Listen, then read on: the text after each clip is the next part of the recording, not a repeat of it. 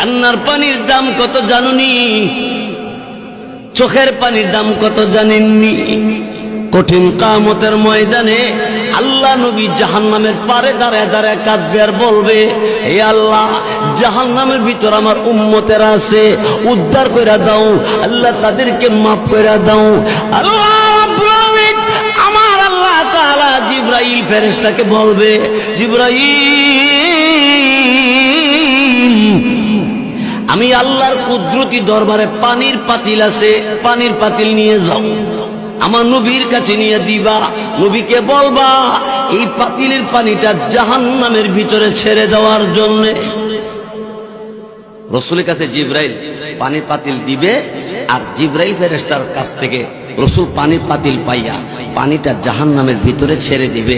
জাহান্নামের আগুন ঠান্ডা হয়ে যাবে, নিভে যাবে।